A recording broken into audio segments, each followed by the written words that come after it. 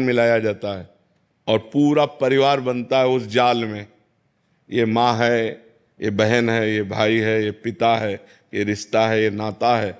जिसको जितना भोग भोगना है उतना उसको दुख भोगना पड़ेगा। कर्म सबके उसमें मिलित होते हैं, तभी वो आकर उनका पुत्र बनता है, तभी उनकी माँ बनती, तभी उनका पिता बनता है। ऐसा नहीं कि केवल एक व्यक्ति का कर्म पूरे परिवार को दुख दे रहा है, नहीं, उसके भी कर्म उसमें जुड़े हुए हैं। पिता का पाप कर्म ऐसे पापी पुत्र को जन्म देगा जो जन्म से लेकर के मरण तक उसको नाना प्रकार के दुख ही दुख देगा।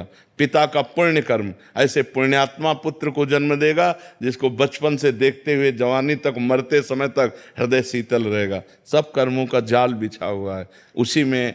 अब हम जा रहे हैं, हमारा कोई दुश्मन नहीं, लेकिन जरा सा धक्का लगा, जब है झगड़ा शुरू, तो वो जो धक्का लगा कांधे को हमारे कर्म ने किया, पूर्व के कर्म ने ऐसे धक्का लगवा दिया और उसने हटाई कर दी, क्योंकि उसके द्वारा पिटना था, इसलिए ऐसा संयोग बन गया। कर्मों का बड़ा सूक्ष्म स्वरूप है, उसका निर्णय करना बहुत कठिन है, वो तो केवल भगवान ही जानते हैं। सुनो भरत भावी प्रबल, बिलख कहो मुनिनाथ, हानि लाभ जीवन मरण जस अपजस विधि हाथ।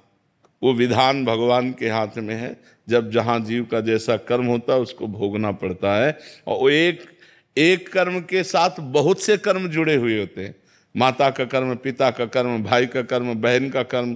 तो अब एक ने गलती की और सबको दुखी होना पड़ा, उनको अपने अपने कर्मों का फल भोगना पड़ रहा है, क्योंकि वो ऐसा ही कर्म करेगा कि पूरा परिवार जले, वो ऐसा ही कर्म करेगा कि पूरा परिवार गर्वित हो, आनंदित हो। ये कर्मों का जाल बिछा हुआ है।